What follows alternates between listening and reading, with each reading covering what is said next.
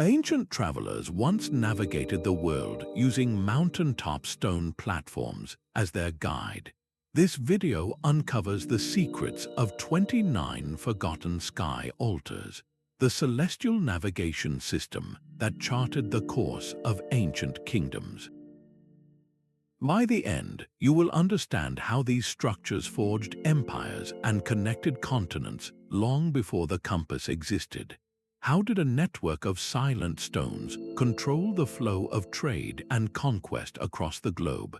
And why has their story been lost for centuries? What forgotten marvel of human ingenuity still lies hidden in plain sight, waiting to be recognized? These stone platforms were not built in isolation.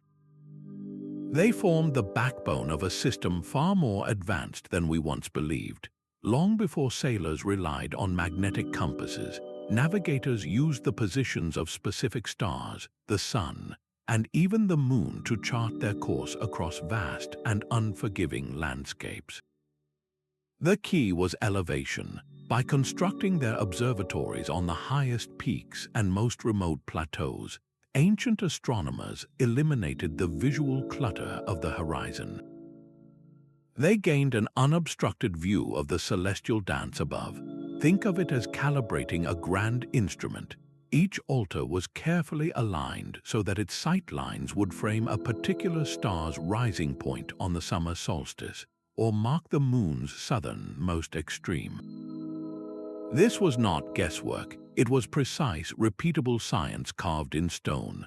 A traveler arriving at a sky altar in a foreign land could look at the same stones and see the same celestial markers, confirming their location and the correct direction to travel next. This shared celestial language meant a merchant from the Mediterranean could follow star paths deep into Asia, while a seafarer from Polynesia could navigate the open ocean, all guided by the same fundamental principles etched into high places across the world.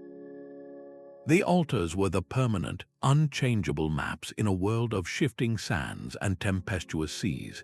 A sky altar reveals its purpose through its precise construction. We should envision not a temple for worship, but a functional instrument built from stone.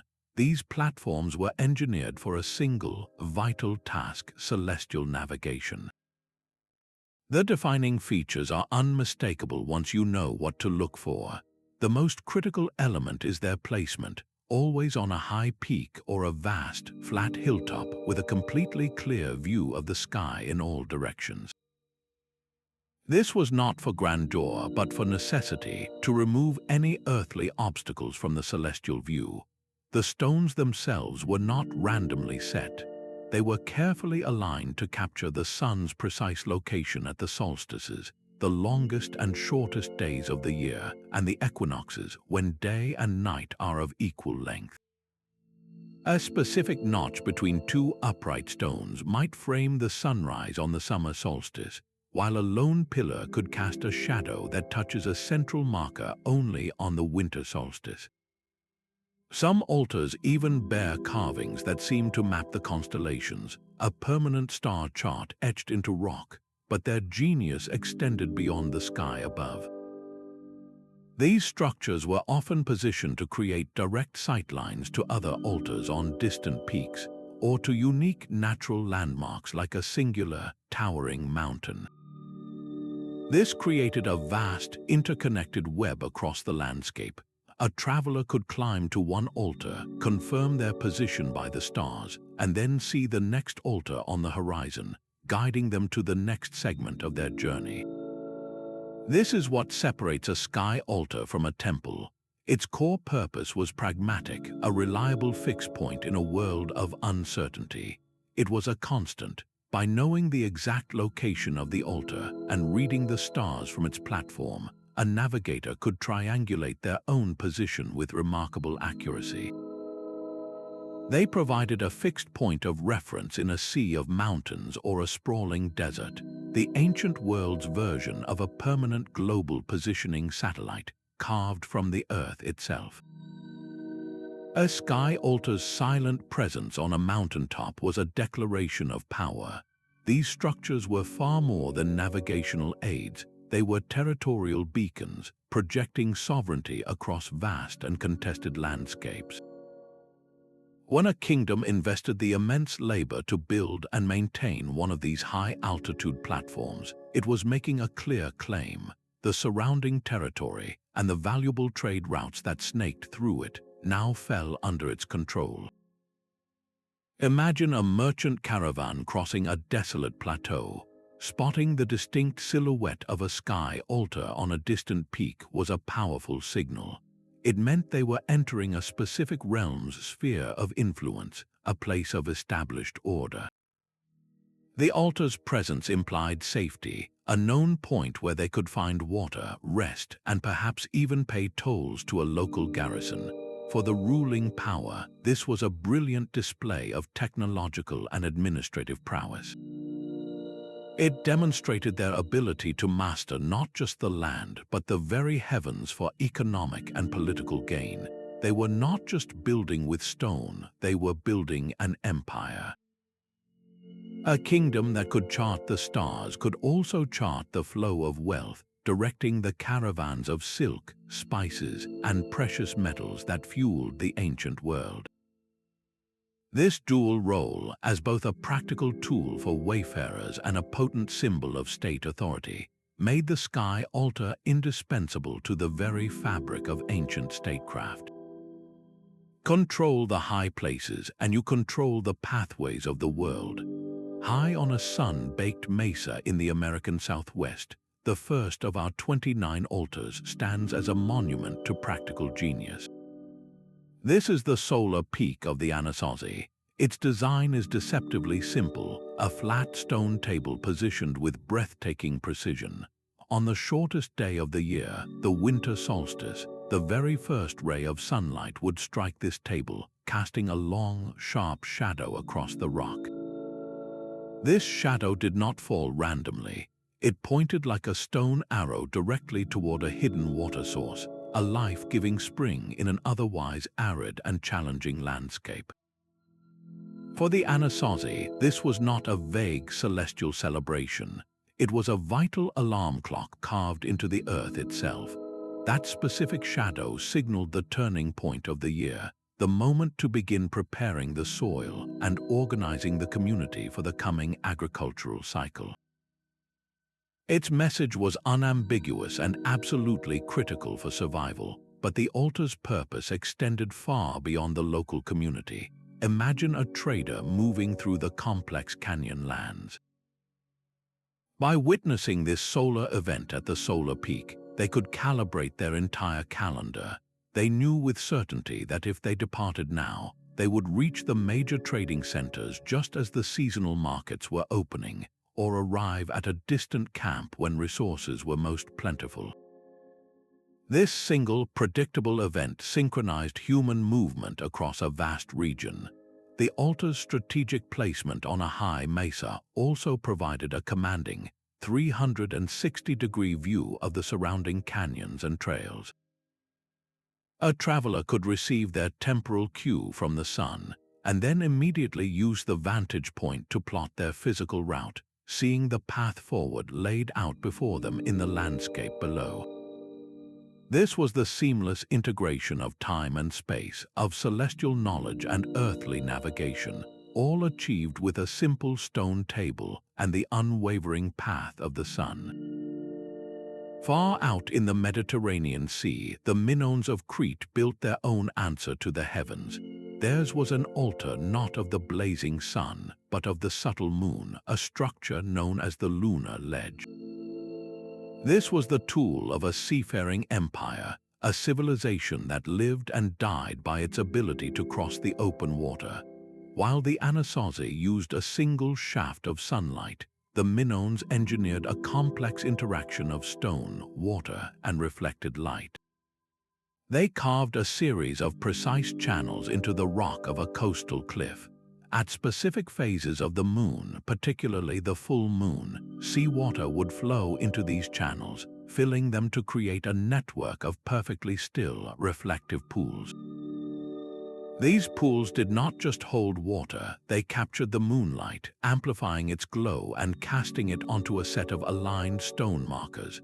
In the deep darkness of a moonlit night, these illuminated markers became a celestial compass. A mariner standing at the ledge could look at the pattern of light and shadow and determine the exact bearing for a voyage to Egypt, to the Greek mainland, or to the distant shores of Anatolia. This was a revolutionary advantage, turning the cloak of night from a navigational hazard into a usable pathway. The altar's genius did not stop there. Its design also incorporated the moon's most complex cycle, its maximum declination.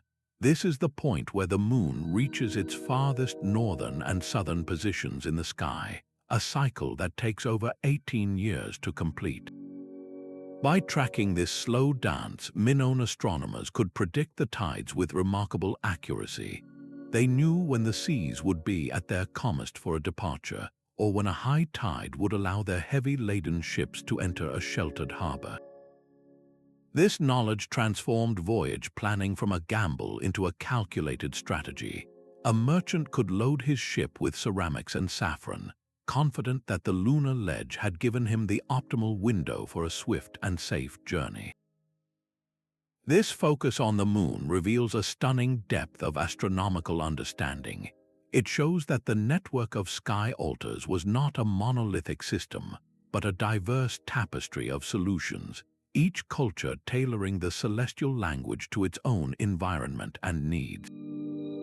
Where the desert dwellers needed the sun's brutal clarity, the island kingdom mastered the moon's gentle, rhythmic light. Deep in the Supe Valley of Peru, the Caral-Supe civilization engineered a different kind of celestial anchor, a massive circular plaza known as the Star Plaza. This was not a solitary stone table or a cliffside reflector, but a vast, open-air instrument designed to harness the turning of the night sky. As one of the oldest known structures in the Americas, its purpose was foundational to the society's survival. The entire plaza was precisely aligned with the constellation of the Southern Cross, a brilliant and unmistakable feature of the Southern Hemisphere's heavens. The appearance and rotation of this constellation in the sky served as the valley's agricultural clock. When the Southern Cross reached a specific position at dusk, it signaled the moment to begin planting. When it later vanished below the horizon at a certain hour, it marked the time for the harvest. This celestial calendar, etched into the very ground they walked on, coordinated the labor of an entire civilization, ensuring their fields were sown and reaped at the perfect moments. But the Star Plaza's genius extended from the soil to the trade routes. Its fixed alignment provided a constant reference point for the caravans moving between the Pacific coast and the high Andean valleys. A merchant carrying precious loads of cotton from the inland or dried fish from the shore could arrive at the plaza, observe the position of the Southern Cross, and know with absolute certainty where they were in the world and the precise direction they needed to travel next. This transformed a difficult journey through rugged terrain into a predictable and manageable enterprise. The structure held another, more mysterious secret: its remarkable acoustic properties. Specific positions within the circular plaza act as natural amplifiers, catching a whisper or the snap of two stones together and projecting the sound with startling clarity across the valley. This was likely an early auditory signaling system, fully integrated with the altar's navigational role. A lookout stationed high on a distant ridge could use a mirror or a torch to signal the movement of a caravan, and that visual signal could be instantly translated into an audible one from within the plaza, guiding the travelers or alerting the community. The Star Plaza was more than a calendar or a compass. It was the beating heart of a network, a hub where celestial knowledge, terrestrial trade, and instant communication converged into a single, sophisticated system. Across the vast emptiness of the Pacific Ocean, the Polynesian people faced a navigational challenge unlike any other. Their world was not a landscape of mountains and deserts, but a seascape of endless water and sky. Here, the concept of the sky altar transformed into something entirely fluid and mental, centered on sacred clearings known as the wind compass. These were not stone platforms, but protected spaces on remote atolls where the land itself was the altar. In these clearings, master navigators, the priests of wayfinding, would sit for days, observing the subtle language of the ocean. They did not just look at the stars, they felt the rhythm of the swells against the shore, identified the unique character of each wind on their skin, and watched the flight patterns of seabirds returning to their nests. This constant, deep observation was then codified into a brilliant mental construct, a star compass held entirely in memory. The altar site was the classroom and the calibration point. Before a voyage that would cover thousands of miles, a navigator would retreat to this clearing to align his internal compass. He would review the star paths, the kavanga, memorizing which star rose over which specific point on the horizon for each intended destination. This knowledge, passed orally from one generation to the next without ever being written down, was the most precious cargo a voyager could carry. It allowed them to perceive the ocean not as a trackless void, but as a mapped highway. They could feel a shift in the swell and know they were being pushed off course, or spot a specific type of bird and understand that land was near, even when it was far beyond the horizon. The wind compass altar was the fixed spiritual and mental point from which every other direction was derived, the silent, unmoving center from which the greatest seafaring expansion in human history was launched. Deep within the Cambodian jungle, the Khmer Empire wove the heavens into the fabric of their dominion. Their celestial network, a series of stone towers, formed a celestial bridge stretching from the magnificent capital of Angkor to the farthest reaches of their territory. These structures, often dismissed as simple shrines, were in fact precision navigation tools. Each tower was oriented so its central doorway framed the rising point of a specific, bright star directly over a critical mountain pass or a strategic river confluence. A messenger departing Angkor would not simply head into the trackless green expanse. He would journey to the first tower, confirm his bearing by the star, and then travel to that pass. From there, he would locate the next tower, sight its assigned star, and continue his journey. This created a reliable, star-lit highway through an otherwise impenetrable and disorienting landscape. But the Khmer engineers added a second, brilliant layer of verification.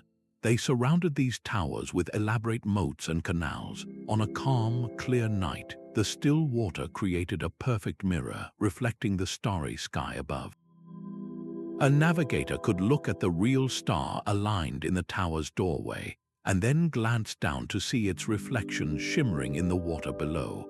If both the true star and its watery twin were in perfect alignment with the stonework, the bearing was confirmed beyond any doubt. This dual real and reflected star map eliminated error and provided immense confidence to those moving through the dark, dangerous jungle. This system was the nervous system of a decentralized empire.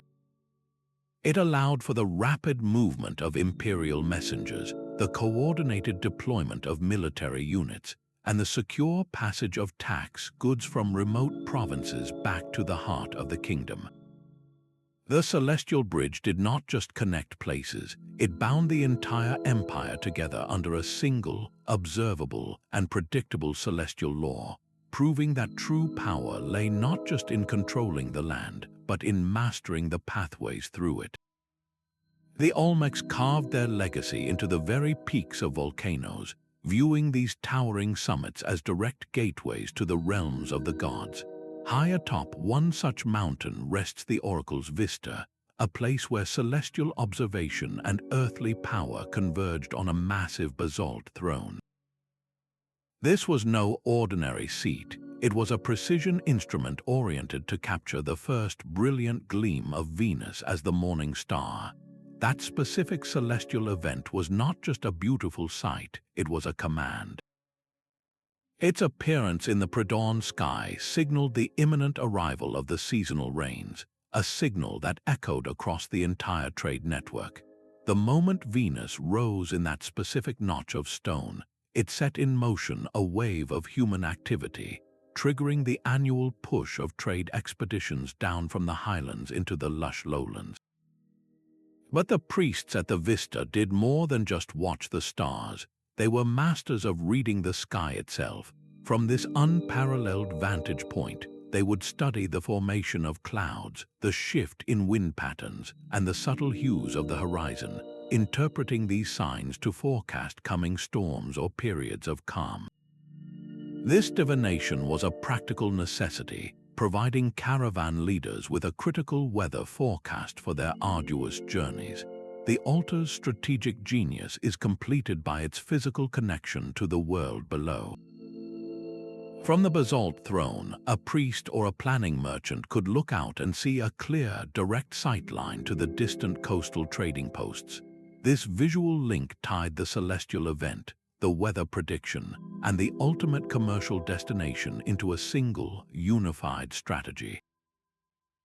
The rising of Venus did not just mean rain was coming. It meant the routes to the coast were now open for business, guided by the oracle who read the language of the sky. High in the Yellow River Valley, the ridges known as the Dragon's Back held a secret that governed an entire dynasty. The Shang people saw these landforms as the physical body of a celestial dragon, its spine arching across the earth, and they built their altars directly upon it. These structures were not just placed on high ground, they were integrated into the very mythic geography of the realm. Their alignment was perfect, fixed upon the one star that never seemed to move, the pole star of that ancient age. Today we know it as Thuban, a star that, thousands of years ago, held a position even closer to true north than our current Polaris does. This was the anchor point for the entire Shang celestial system.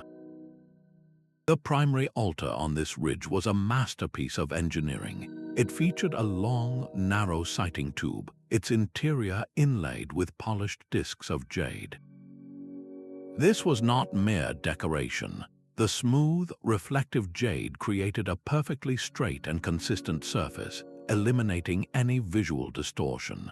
A priest astronomer would peer through this tube, calibrating his view to the unwavering light of Thuban.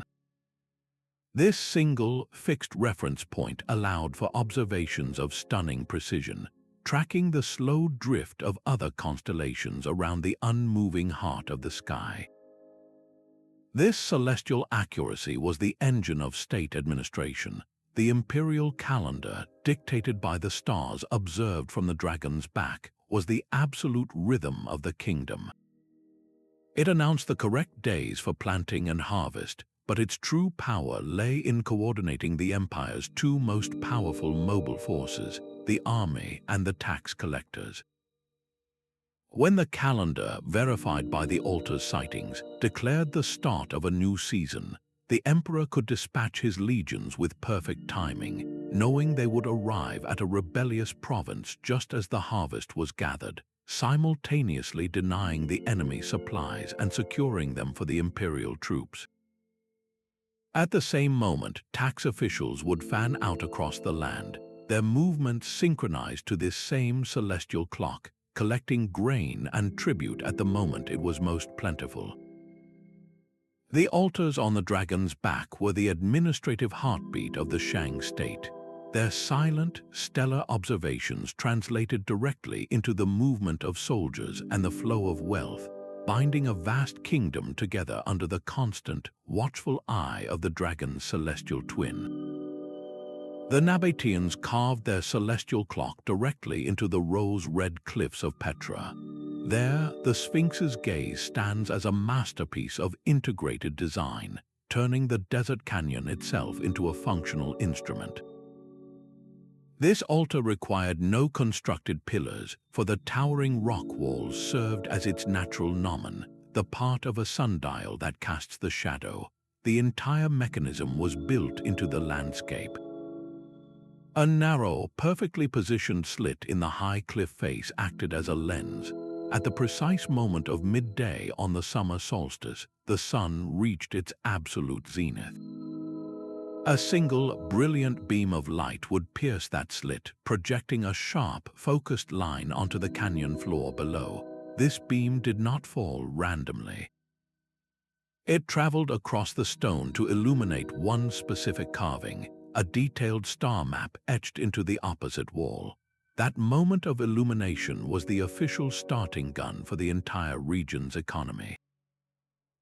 It marked the opening of the incense trade season, the time when the air was cool enough and the routes were passable for the great caravans laden with frankincense and myrrh to begin their long journey from southern Arabia to the ports of the Mediterranean. But the Nabateans, masters of the desert, knew that a single solar event was not enough for the long, star-lit nights of a caravan's journey. Their genius lay in a dual alignment. The entire site, the slit in the rock and the star map it illuminated, was carefully oriented to the star Canopus. This brilliant southern star was a lighthouse in the darkness for desert travelers, its position low on the horizon providing a constant, reliable bearing for navigating the featureless sea of sand. A caravan master would witness the solar event at the Sphinx's gaze, receiving his celestial permission to depart. Then, as his journey progressed through the cool nights, he would steer by the steady light of Canopus, the very star depicted on the canyon wall. This was not just an altar, it was a complete navigational briefing carved in stone and light, synchronizing the power of the sun with the guidance of the stars to control the most lucrative trade routes of the ancient world. The deep fjords of Scandinavia presented a navigator's nightmare, where sheer rock walls and a maze of waterways could trap the unwary. Here, the Norse built their own answer to the sky, placing the fjord Sentinel on a windswept headland. This flat stone circle, etched with runic markings, was a permanent star chart for a seafaring culture. The runes did not spell words, but corresponded precisely to the positions of the Big Dipper and the unwavering Polaris. In the endless dark of the northern winter, when the sun vanished for months, these constellations were the only constants. A ship's captain, lost in a snow squall or confused by the narrow fjord's identical inlets, could come ashore and climb to the Sentinel. By matching the familiar pattern of the Big Dipper in the sky to the runic map carved at his feet, he could reorient himself instantly, finding the true north and the correct channel to open water. This was not a suggestion, it was a celestial fix that meant the difference between reaching a safe harbor and being dashed against the rocks. But the altar's purpose ran deeper than mere calculation. The same stones that guided by the stars also served as a sacrificial slab. Before a dangerous open sea crossing to Iceland or Greenland, a crew would make offerings here to Fjord, god of the sea, and to the capricious wind deities. They understood that their technical skill in reading the stars meant nothing if the gods willed a storm. The Fjord Sentinel thus embodied a profound duality, a place where cold, hard astronomical science met the fervent hope for divine favor, both essential for survival in the world's most treacherous waters. The great cities of the Indus Valley rose from the river plains, their survival hinging on a delicate and powerful dance with the sky. At the heart of Mohenjo-Daro stood an elevated platform, an altar not for stars alone, but for the rain itself. This was the Monsoon marker, a structure of profound practical genius. Its flat stone surface was carved with a network of intricate, precise channels, a web of stone gutters designed for a single purpose, to capture and measure every drop from the season's first downpour to its last. This was not a passive collection. The volume of water flowing through these channels provided the city's planners with vital data.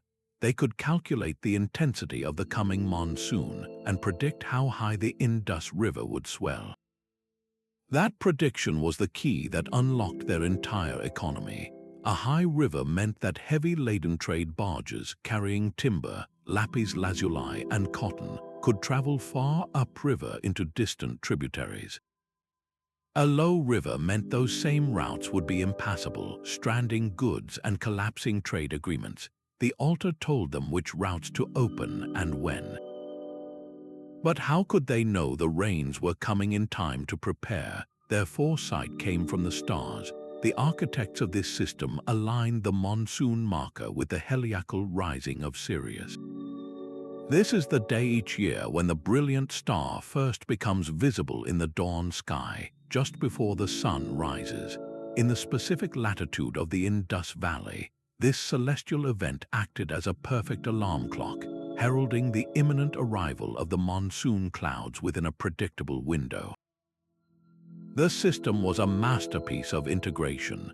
A priest astronomer would witness the rising of Sirius and announce the coming change. The city would mobilize, and then the altar itself would take over, measuring the actual rainfall to refine the forecast. This celestial and terrestrial partnership created one of the ancient world's most reliable weather forecasting systems.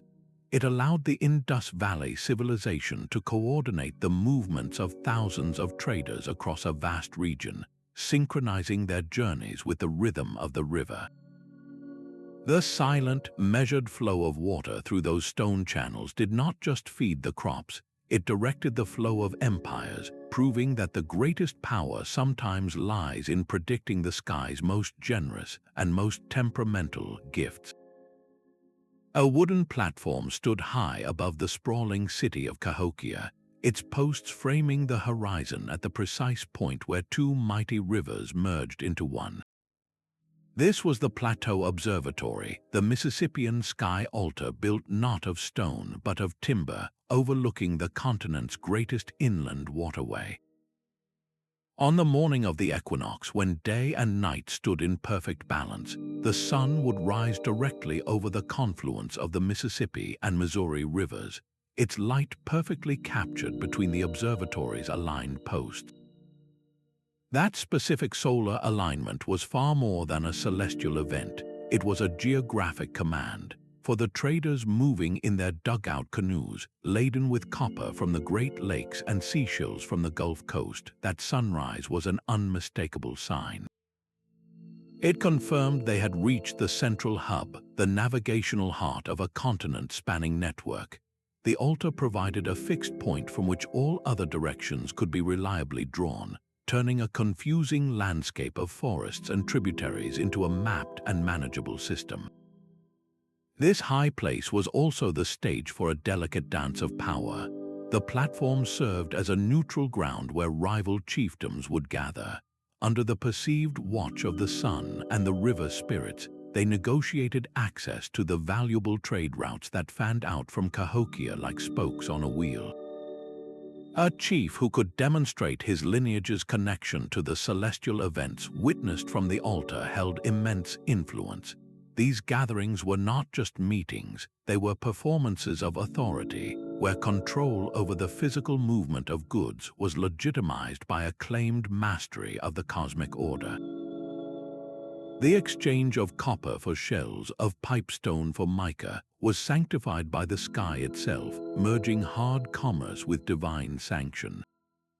The Plateau Observatory was the linchpin holding this system together, a place where the practical need for navigation seamlessly intertwined with the political need for order, proving that the greatest sky altars were those that governed not just the paths of travelers, but the agreements between them.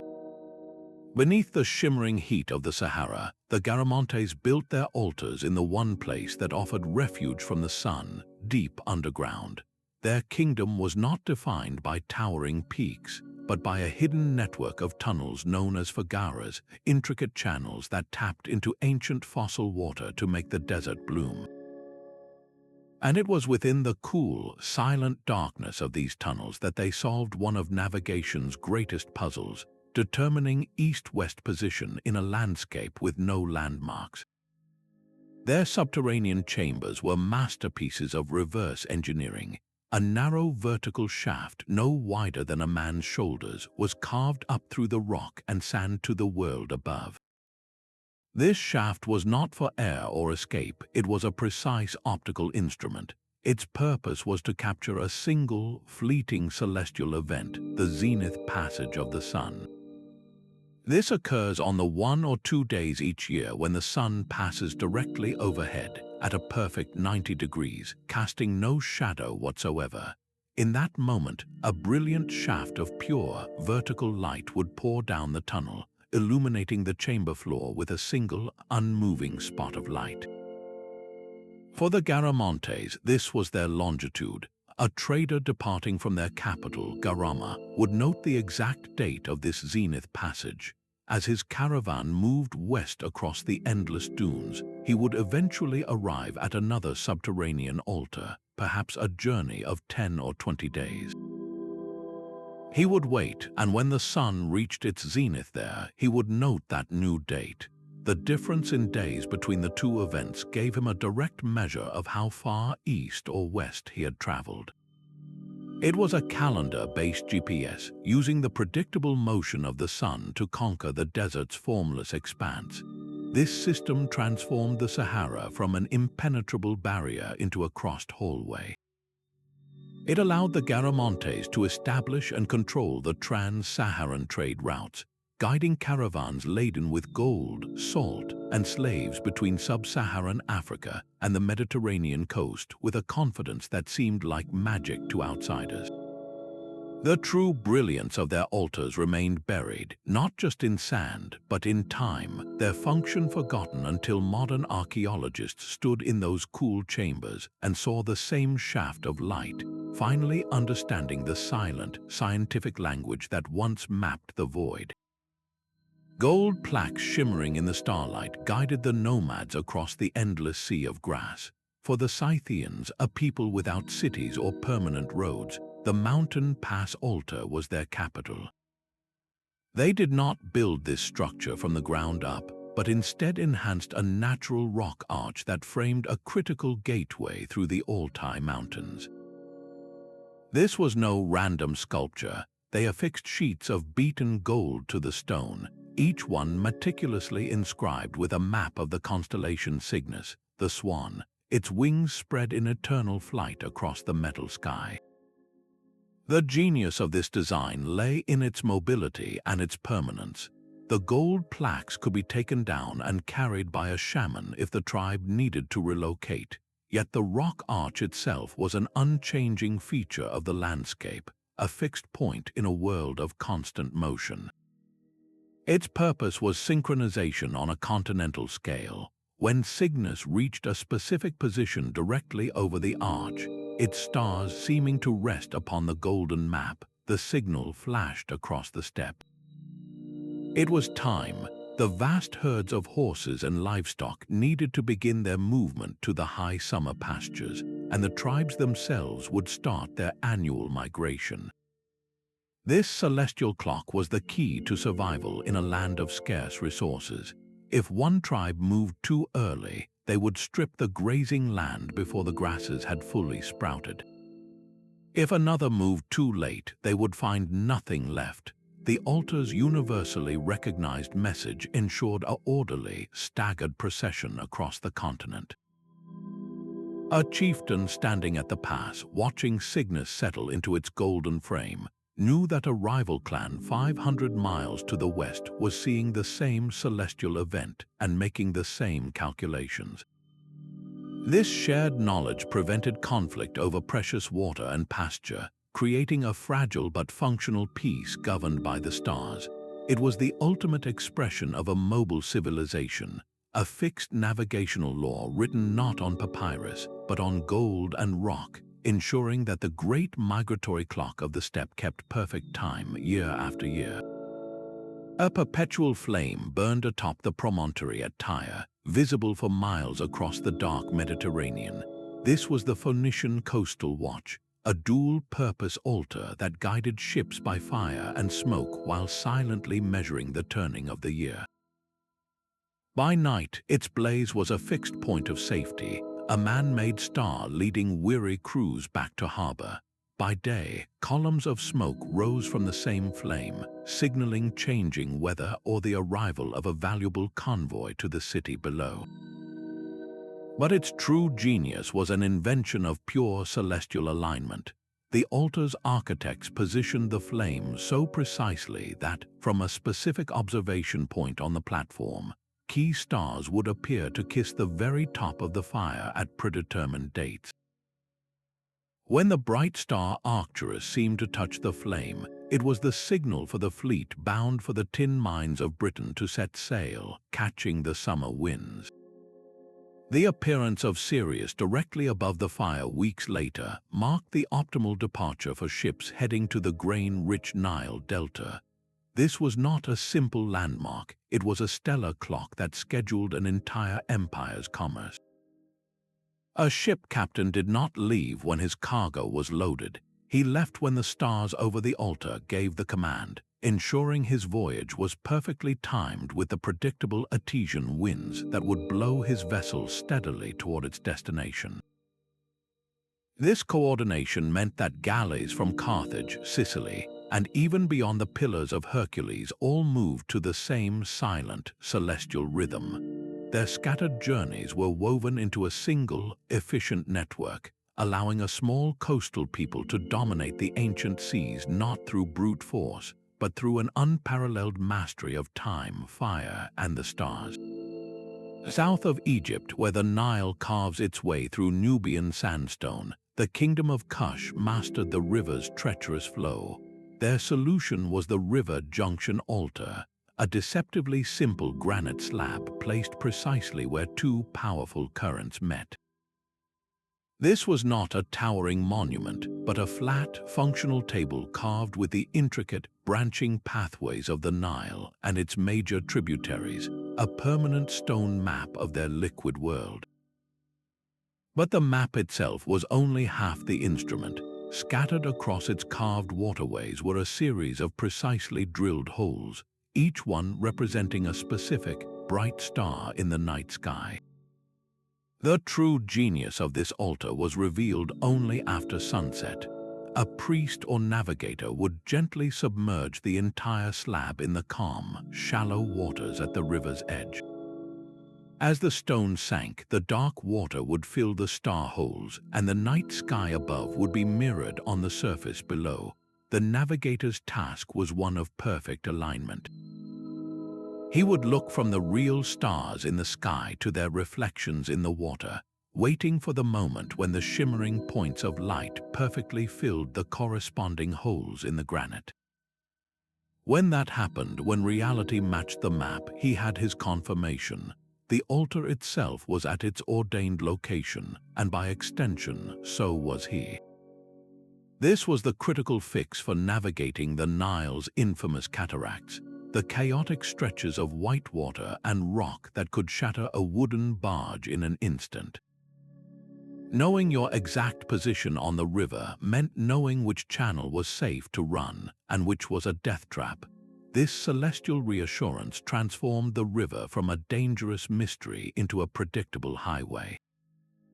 It unlocked the flow of unimaginable wealth from the African interior, guiding boats laden with gold from the eastern deserts, thick ebony logs, and priceless ivory tusks on their long, steady journey north to the waiting markets of Egypt and the wider Mediterranean. The Kushites did not just read the stars, they brought the heavens down to earth, merging them with the waters of the Nile to create a map that was both eternal and alive. High in the thin air of the Andes, the Tiwanaku civilization anchored their world to a stone arch that bridged earth and sky. This was the Highland Crossroads, a hub where celestial timing, animal power, and imperial administration converged. The altar's defining feature was a massive, precisely carved archway. On the clearest nights of the dry season, this frame captured the very heart of the Milky Way at its zenith, the brilliant and dense galactic center appearing to rest directly within the stone. That specific celestial alignment was the starting gun for an entire economy. It signaled that the high mountain passes were finally free of snow, and the treacherous summer rains had not yet begun. The window was open. At that moment, thousands of llamas, the only beasts of burden capable of surviving the altitude, would be assembled into great caravans laden with dried fish from the lake, precious coca leaves from the eastern slopes, and blocks of salt from the desert. The altar was the coordination point for this immense logistical operation, but the Tiwanaku added a layer of organization that set them apart. The crossroads was also a distribution center for quippers, the complex knotted string recording devices.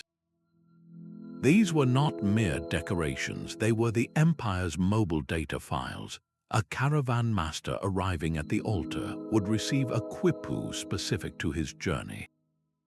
The knots, their positions, and the colors of the cords encoded vital information: the exact route to take, the distances between way stations, the amount of tribute to collect from local villages, and even the goods he was expected to deliver at his final destination. This transformed the celestial signal into actionable, administrative command. A priest astronomer would read the stars from the arch, declaring the time was right. A state official would then issue the corresponding quipu, providing the specific instructions for the journey. The altar was the physical link between the cosmic calendar and the earthly movement of wealth, a place where the silent, star-filled sky directly managed the flow of goods across a mountain empire. This was more than navigation, it was celestial bureaucracy in action, proving that the most advanced networks were those that could translate the language of the heavens into the meticulous records that kept a kingdom running. 17 altars out in the vast Pacific, on the most isolated inhabited island on Earth, the Rapa Nui faced an ocean that offered no second chances. Their stone platforms, the Ahu, are famous for the moai statues that guard them, but their foundations served a far more immediate purpose than honoring ancestors. They were lifelines for survival, built for the perilous work of harvesting the sea. One altar in particular, the volcanic vent, reveals a breathtaking adaptation. It was constructed directly over a fissure in the earth where geothermal heat met the cool ocean air, creating a constant, rising plume of steam. This natural signal became an indispensable tool.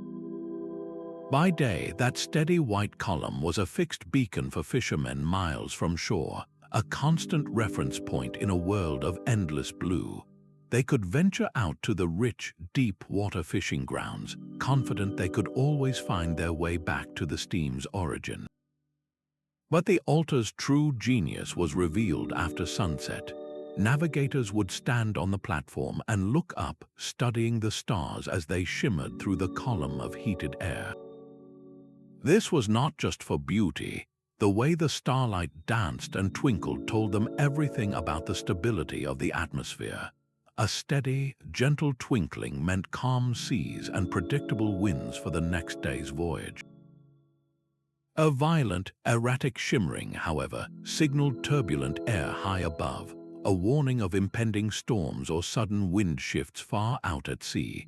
This allowed a master navigator to cancel a planned trip to distant seamounts or to recall fishing canoes before the weather turned. This was celestial observation refined to its most essential form, using the distortion of starlight itself as a weather forecast. It enabled not just local fishing, but the incredible long-distance voyages between Easter Island and the tiny, remote Pitcairn Island group, journeys of hundreds of miles across open ocean.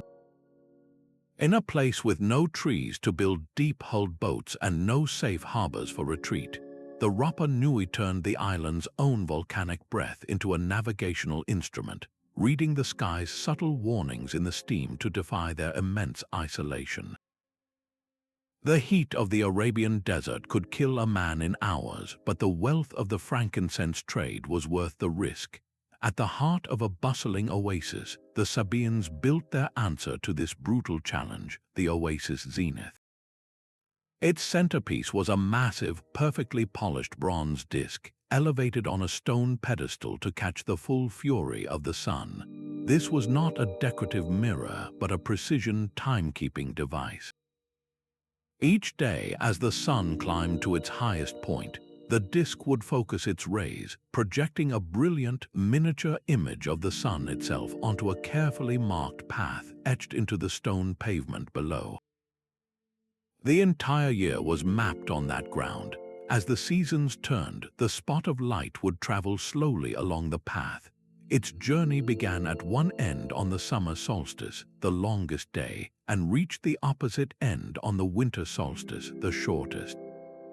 Every point in between marked a specific date in their solar calendar, a countdown visible to every merchant and caravan master in the oasis.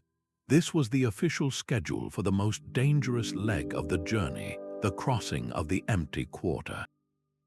No one would dare enter that sea of sand until the solar dot reached a specific mark on the path, signaling that the absolute peak of summer heat had passed. But the sun was only half of the equation. The desert night offered the only safe passage, and for that, the Sabaeans turned to the stars. The entire altar complex was aligned to the brilliant red star Antares. Its heliacal rising, its first appearance in the dawn sky after a period of invisibility, was the final celestial confirmation. When Antares rose just before the sun, and the solar dot was in its appointed place on the calendar path, the command was given. The great caravans loaded with priceless frankincense resin would set out at dusk, using the steady light of Antares as their nightly guide through the cool, dark emptiness. The oasis zenith did not just tell them the time, it gave them the only window of survival, merging the brutal logic of the sun with the constant promise of the stars to unlock the world's most valuable perfume. A central pillar rose from the heart of a dusty caravanserai courtyard, its shadow a silent clock against the stone floor.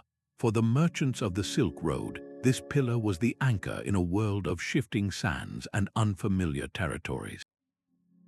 Etched around its base was a permanent circular map, not of cities, but of the major trade routes themselves, fanning out like a stone spiderweb.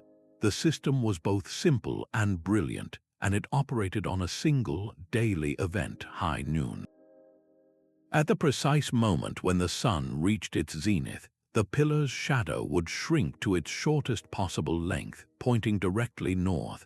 That sharp, dark line would then fall across the etched map, and where its tip landed revealed the traveler's secret.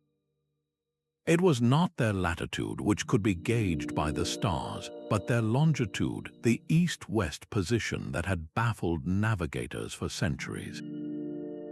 By seeing exactly which trade route the shadow's tip intersected, a merchant from Venice or a guide from Samarkand could confirm how far they had traveled from their last known point. The caravan master, laden with silks and spices, could stand at that pillar and know with certainty whether he was on the route to Kashgar or if he had drifted dangerously toward the impassable mountains. This was more than a map, it was a recalibration. After weeks of travel where a wrong turn could mean ambush or a slow death in the desert, the altar provided a moment of absolute certainty.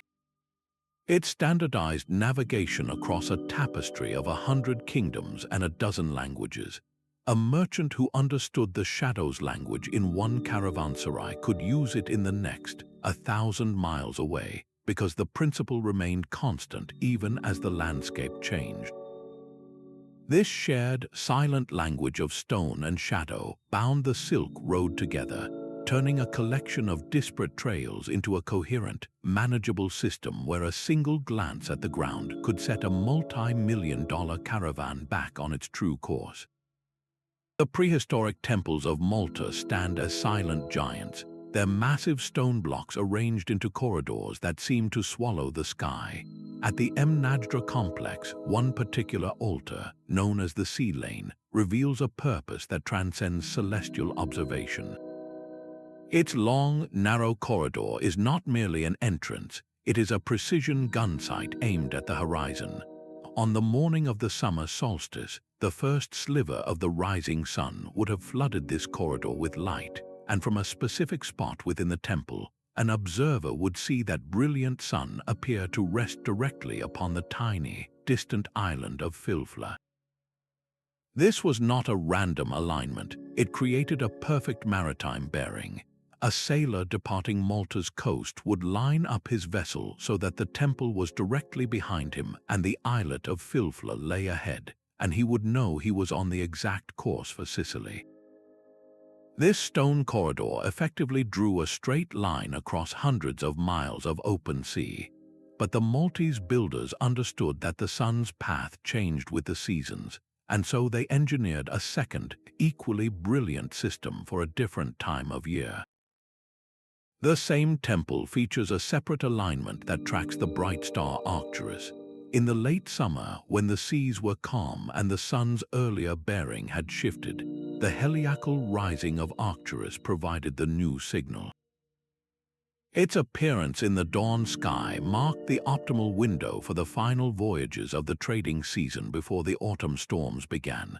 This demonstrates a stunningly sophisticated level of planning, an early understanding that a navigator's toolkit required different celestial keys for different locks.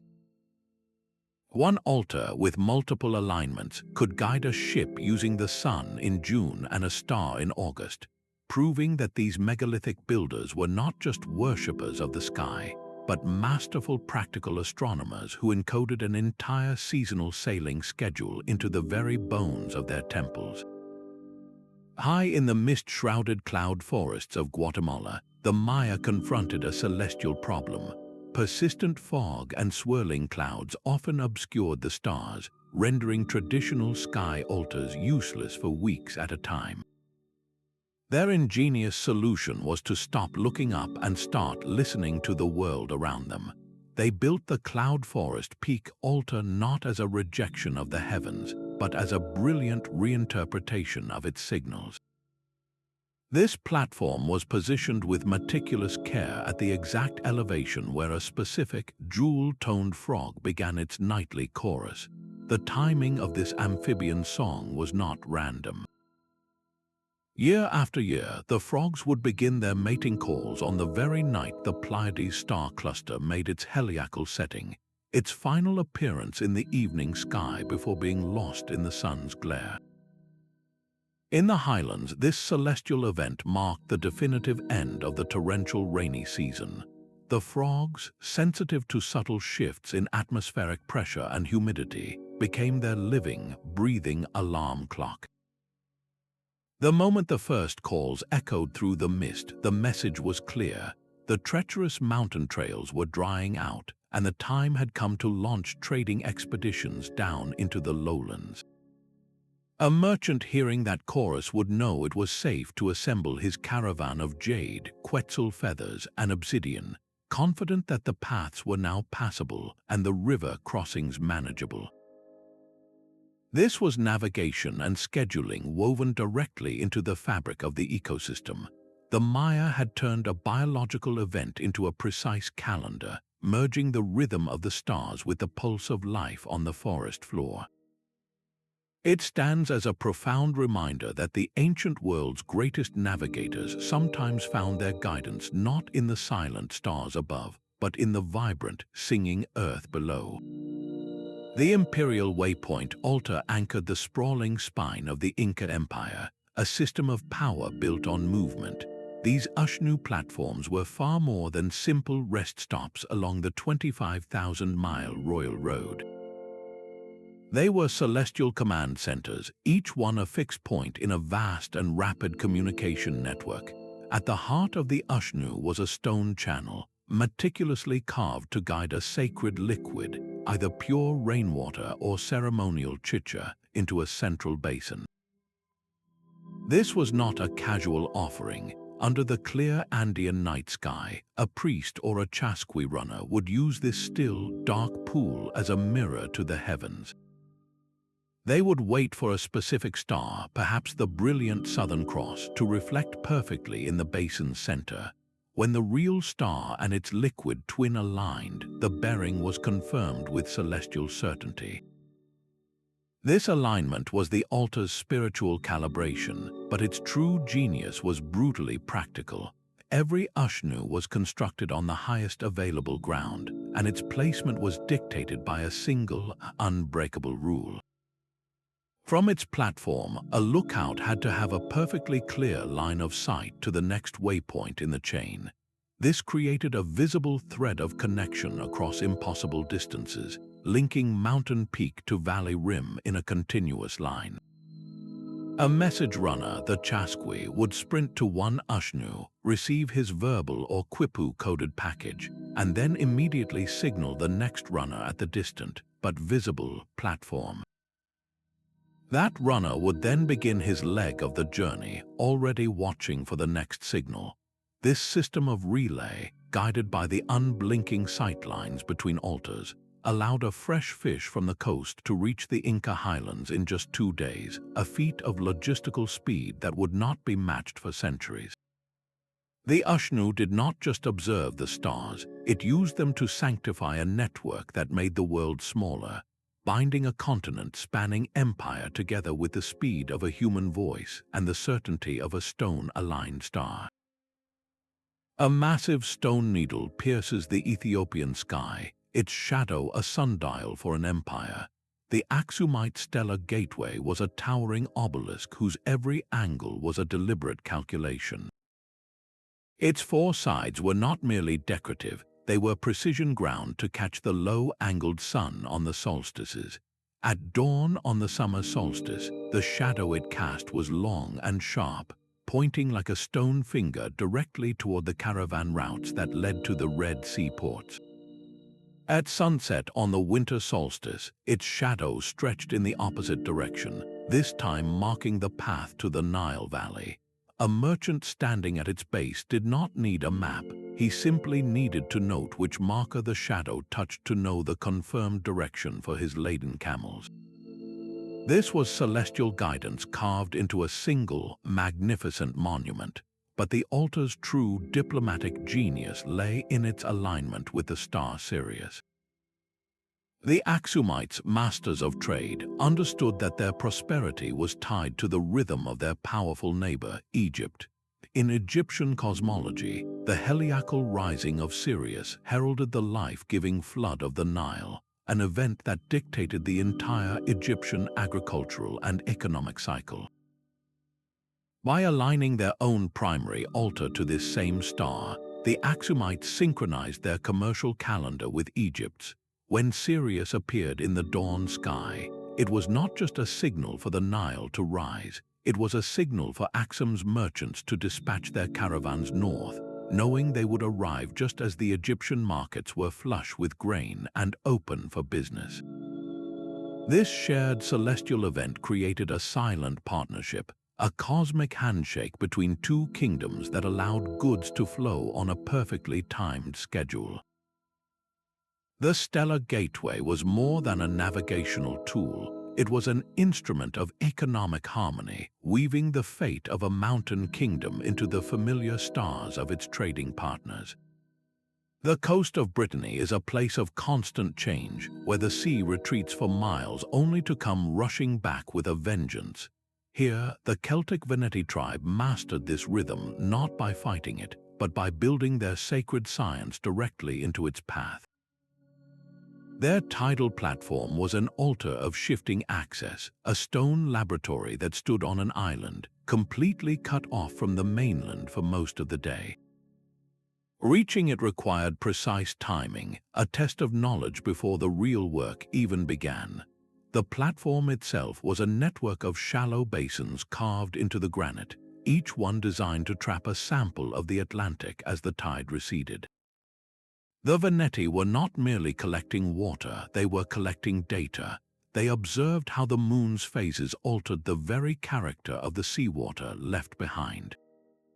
At the full moon and the new moon, when the sun and moon aligned to exert their strongest pull, the pools would fill with water of a higher salinity, left by the powerful spring tides that surged farthest up the shore. The water level in these pools, measured against fixed stone markers, gave them a precise forecast for the tidal range days in advance. This was not superstition, it was rigorous, repeatable marine science. For a people whose wealth was built on the tin trade with Britain, this knowledge was more valuable than the metal itself. Their heavy, ocean-going vessels, built of stout oak to withstand the violent seas, carried this vital British tin to the waiting Romans and Greeks. A captain who misjudged the tide could see his ship grounded for 12 hours on the vast mudflats, a sitting duck for rivals, or worse, caught in a raging tidal bore as the sea returned. The tidal platform eliminated that gamble. A priest reading the pools could advise the fleet on the exact window for a safe channel, or warn of a neap tide with insufficient depth to depart. This altar was the engine of their maritime empire, a lunar clock that turned treacherous coastal waters into a scheduled and manageable highway, proving that true power sometimes lies in reading the subtle changes in a handful of captured seawater. A shout across the canyon was more than a hello, it was a coordinated signal. The Sinagua people of Arizona turned their entire canyon home into a vast acoustic instrument, with the canyon echo altar as its sounding board. This was not a constructed platform of stone, but a natural amphitheater chosen for its perfect sonic properties. A person standing at the exact center of this curved rock space could issue a single, sharp call.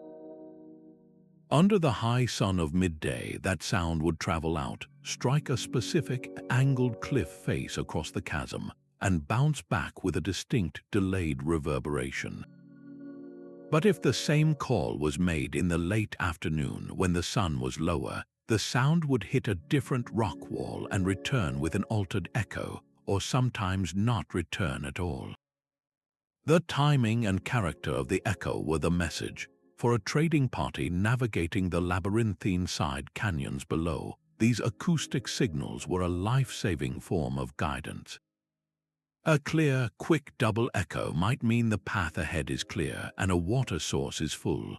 A long, drawn-out single echo could be a warning to halt, indicating a rockfall or the presence of another group. This transformed the silent, imposing canyon into a talking landscape, where the very rocks spoke the language of commerce and safety.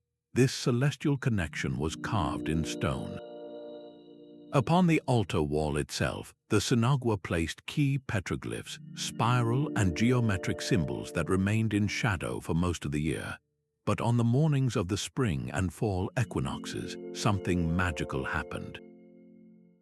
As the sun rose, a single spear of light would pierce a narrow gap in the eastern canyon rim. This beam would travel slowly across the rock face, illuminating one specific petroglyph after another, like a celestial finger pointing out a schedule. The illumination of the spiral meant it was time to journey to the salt flats. The lighting of a zigzag pattern signaled the optimal window to mine turquoise from the sacred deposits to the north. This solar calendar, accurate to the day, synchronized the entire regional economy. Clans knew when to gather, when to harvest these precious non-perishable goods, and crucially, when to expect trading partners from distant mesas to arrive at the predetermined meeting places. The canyon echo altar merged sound and light into a single navigational system, using the sun's reliable clock to schedule the production of wealth and the canyon's own voice to guide its safe passage through the stone corridors. That oddly shaped rock was a compass in a land without landmarks. In the vast, white expanse of the Sami tundra, where one snow-covered hill looks exactly like the next, navigation demanded a different kind of map, one drawn not on parchment but in memory and spirit. The Sami did not build their altars, they recognized them. They saw certain natural features, distinctive mountains and strangely formed boulders they called cedars, as living anchors in the world. One such cedar, the Arctic Circle altar, was a masterwork of this perception. From every other angle, it was just a large, weathered rock. But if you stood in one specific hallowed spot, its silhouette transformed. It framed a perfect window to the northern sky, a natural proscenium arch for the greatest show on Earth, the aurora borealis. The Sami understood these shimmering curtains of green and purple light not as random plasma, but as the visible energy of their ancestors, a celestial dance of guidance and remembrance. They memorized how the specific patterns of the aurora, its pulsating ribbons and swirling coronas, would appear to rise from behind one cedar and flow toward another. A certain shimmer over that distinctive mountain might point the way to the winter reindeer grounds. A particular glow emanating from this rock altar could indicate a safe passage across a frozen lake. This was a mental and spiritual cartography of the highest order. The landscape itself became a constellation of sacred waypoints, and the aurora was the dynamic, connecting thread between them. A traveler did not just see a beautiful light show, they read a map written in the very energy of the sky, following paths illuminated by their forebears to survive in one of the most challenging environments on the planet. A perfect constellation of fire and water guided boats through the drowned world of the delta. In the vast, flat expanse of the Chao Phraya River Delta, the Dvaravati civilization faced a navigational nightmare, a labyrinth of waterways that shifted with every monsoon season. Their brilliant solution was to build not one altar, but a network of stepped brick pyramids at the critical junctions where major canals converged. These structures were not tombs or temples, but lighthouses for a riverine world. Their design was deceptively simple. Each level of the pyramid held a series of niches, and within these niches, priests would place clay lamps filled with burning oil after sunset. From a distance, a single pyramid would appear as a man-made hill of shimmering light, but the true genius was revealed on the dark, still water below. The flames were not random. They were positioned with meticulous care so that their reflections on the canal's surface would create a specific, glowing pattern. A boatman steering his heavy-laden rice barge through the confusing darkness would not just look at the pyramid itself. He would watch the water. He would wait until the constellation Piscis Austrinus, and specifically the bright star Fomalhaut, rose to a certain point in the southern sky. When that star's own reflection on the water lined up perfectly with the pattern of the lamp-lit reflections, the path was confirmed. The alignment of celestial light and man-made fire created a temporary, perfect pathway, pointing the way to the correct channel. This was not a vague spiritual sign, it was a precise navigational fix. One misjudged turn in that watery maze could send a valuable cargo of rice into a silt-choked dead end, costing days of travel and risking spoilage. The Delta Convergence Altar eliminated that risk, creating a reliable, repeatable system that turned chaos into order. This celestial guidance system was the engine of a thriving economy.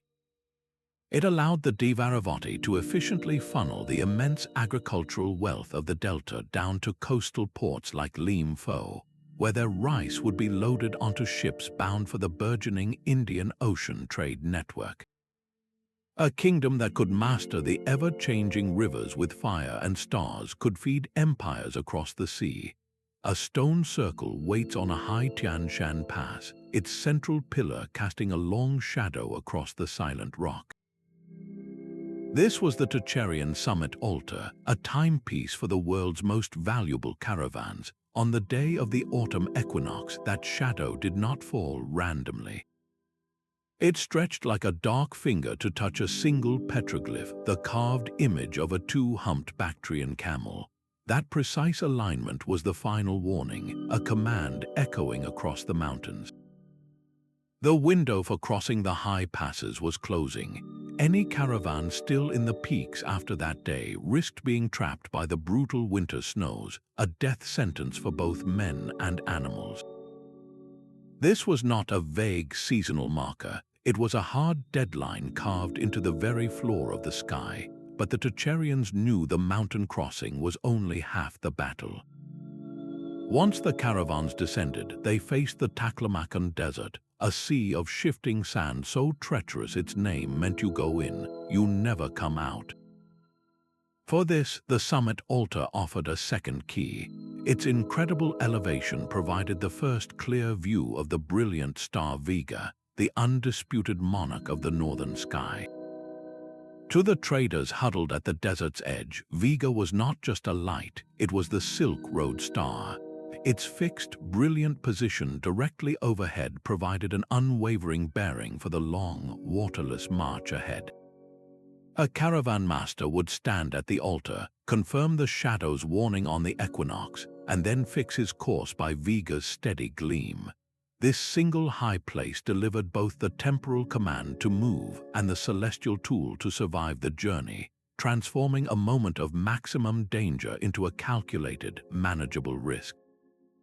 High in the Himalayas, the final altar represents a perfect fusion of faith and function. The Tibetan monastic peak transformed the ancient science of the sky altars into a living spiritual discipline. Here, a massive prayer wheel was not merely a device for devotion, it was a precision teaching tool. Its central axle was aligned on a perfect north-south axis, its circular path set to spin in a plane exactly parallel to the celestial equator, the great invisible circle around our spinning planet. A novice monk would grasp the wheel's handle, his physical effort mirroring the cosmic motion above. As he turned it, his teacher would point to the unmoving pole star, the pivot of the heavens, and then to the wheel's own fixed axle. The lesson was direct and profound. The wheel was a model of the turning sky, its handle a star on its endless journey. This was how the abstract principles of celestial navigation were made tangible, repeated daily until they became as instinctive as prayer. This knowledge was not kept within the monastery's silent halls. It was carried out by monk merchants on perilous trade missions across the highest plateaus on Earth. Guiding caravans laden with salt, barley, and mystical texts between Tibet, China, and India required more than faith. It demanded an unerring sense of direction in a landscape of blinding white and disorienting passes. By internalizing the wheel's lesson, a monk could navigate by night, using the pole star's fixed position and the wheeling constellations to maintain a true course. This sacred integration ensured the survival of this sophisticated knowledge for centuries, long after other empires and their altars had crumbled into dust. The prayer wheel's endless rotation was more than a ritual. It was the very engine that kept a celestial language alive, spinning practical science into the fabric of the eternal. 29 altars formed a planetary network that reshaped human destiny. This was the original World Wide Web, a decentralized system of fixed points that guided the flow of everything from silk and spices to philosophies and faiths. Each altar was a node in this vast, silent conversation, a place where a merchant from Rome could understand the same celestial language as a guide from the go-by desert. This network did not require a central emperor or a single controlling kingdom. It thrived on a shared principle that the heavens offered a universal map for anyone who learned to read it. The altars enabled a scale of mobility and cultural exchange that would not be seen again for over 1,000 years, weaving separate continents into a single, interconnected story. Their reign, however, could not last forever. The very success of the network sparked the inventions that would make it obsolete. The magnetic compass and the mariner's astrolabe were revolutionary not for their accuracy but for their portability. They were the first personal navigation devices, freeing ships and caravans from the tyranny of fixed locations. Why journey for weeks to a specific mountaintop to confirm your bearing when a small needle in a box could tell you north at any moment? This was the beginning of the end for the great sky altars. As these new tools spread, the old stone platforms gradually fell into disuse. Their precise alignments were forgotten, their purpose fading into local myth and legend. The world moved on, embracing a faster, more flexible way of crossing the earth. Yet to see these altars as mere technological dead ends is to miss their profound legacy. They were the first great experiment in creating a reliable global network. The principles they mastered are the very bedrock of modern exploration. Their celestial observations laid the foundation for the science of astronomy. Their deep integration with the environment, from reading mountain fog to predicting monsoon rains, represents an early form of ecological science, and their creation of interconnected waypoints, a chain of trust across vast distances, prefigured every communication and transportation network that followed, from the Pony Express to the Internet itself. These silent stones are not just monuments to a lost past. They are a testament to a timeless human drive to look up at the stars, to understand our place in the cosmos, and to find a way to reach one another across the immense and beautiful emptiness of the world. Our journey ends not with a single stone, but with a constellation of human genius spanning the globe. These 29 altars were the silent architects of the ancient world, the invisible hands that charted the course of empires and guided the first threads of global connection. They were masterpieces of practical wisdom, where the timeless dance of the stars met the immediate needs of survival and ambition. From the Anasazi's sun-washed mesa to the Tibetan monk's spinning prayer wheel, each culture carved its own dialogue with the cosmos, proving that true innovation is born from a deep and observant relationship with the world. When we gaze at the night sky today, we are looking at the same map they used, following in the footsteps of those first astronomers who turned pinpricks of light into pathways for all of humanity. If this voyage into forgotten navigational history has sparked your curiosity, we invite you to subscribe for more journeys into the past. Let us know in the comments which sky altar captured your imagination.